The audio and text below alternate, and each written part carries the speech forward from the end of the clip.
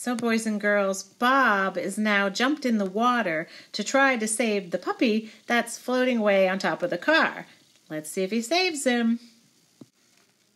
Cartoons. And I ain't proud of this, but halfway down I remember that I really don't like riding in cars. I'm sort of a dog paddling the air, thinking I can slow things down, maybe in reverse direction, like Wile E. Coyote in those old cartoons. Cartoons are ridiculous, for a reason. Not a movie. So in a movie, I'd land all graceful and tough and grab the little guy, but this ain't no movie. I kinda land on top of him, legs splayed like a bug on a windshield, not enough to smoosh him, but definitely enough to annoy him. The car spins and dips and rights itself. Hi, I say, I'm your Uncle Bob. If you're my uncle, why are you trying to kill me, he asks. Pup has a mouth on him for being so tiny. I'm saving you, dude. I grabbed his scruff with my teeth. Ouch, he says. The car seesaws and I scrabble, clawing at the slick skin of the roof. My nails make a horrible scraping sound. It's like trying to hug a whale. Can you swim? I ask out of the side of my mouth. It's hard to talk with a puppy between your teeth. No. Can you? Yes, but I suspect the degree of difficulty will go up considerably with a puppy in my mouth. The car lists recovering, lopes like a jackrabbit in tall grass, and my claws make tracks in the paint. How'd you get on top of the car? I asked. It wasn't easy. Branch broke through one of the windows and I climbed out that way. Impressive. By the way, said the puppy, I think we may be sinking. No kidding, Sherlock. I don't mean to sound unkind, but I'm a bit stressed. I don't have a name, actually. How about Rowdy, I suggest. I hear it's available. Sure, what the heck. So what's your plan? You tell me, I say. What'd you think was going to happen? I figured someone would come along and save me. Some human, maybe. Dog's best friend, I say. If you say so. Another lurch. We're going down. Hang on, pup, I say. Man's best friend is going to save you instead. Do not let go. The water's cold, so cold it burns. I paddle frantically. Nothing happens. It's like pawing air. I keep my teeth tight on Rowdy. Don't let go, I tell myself. But the water's churning into my nose and throat, and if I cough, he'll be a goner. We hit something hard and metal straight on. I'm underwater, submerged as bits and pieces of the world rush past. It's like a tornado, only wetter. I dig at the darkness. I think of all the things I'll miss when I'm dead. Cheese tops the list.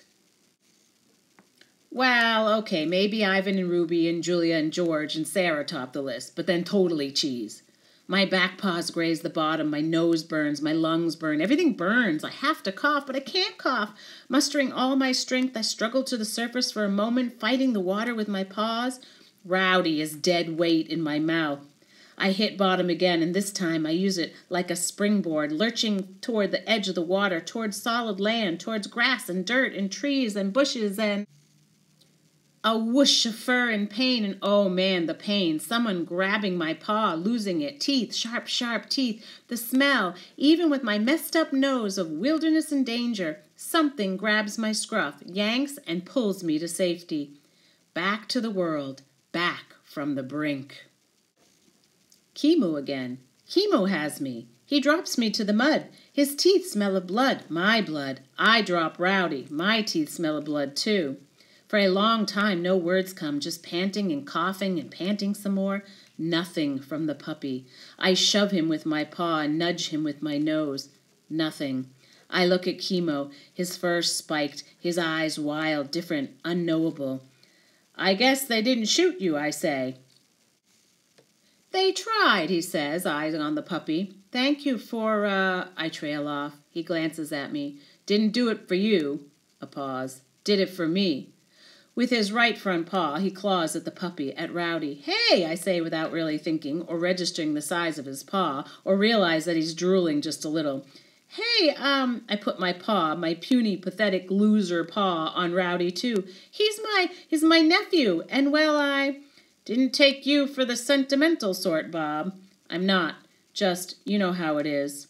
No, actually, I don't. I'm a wild animal, not a pet. Still, I clear my throat and remind myself that rolling over and peeing myself is not an acceptable option.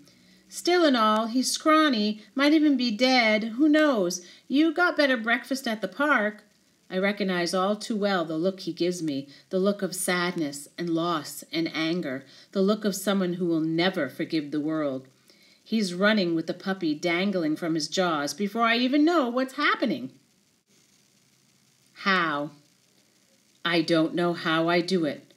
If I did know, maybe I could understand the other part of me, the wolf part. I run faster than I've ever run. I growl louder than I've ever growled. I grab Kimu's throat. I clamp down, and I do not let go. Gone. He can kill me. With a sidelong glance and a half-hearted bite, he can kill me. I know that. But he doesn't. He drops the puppy. He shakes me off and pulls free. He pauses. He looks at me like he's seeing me for the first time. He gazes at the sky, thick with clouds, no moon, and barely any sun. He raises his head. His howl is long and sad and beautiful. And he runs. Okay, boys and girls, that's the end of that chapter. What do you think about little puppy Rowdy? Do you think he's drowned? Do you think he's dead? Or do you think somehow Bob is going to save him? Let me know. Ciao, ciao for now.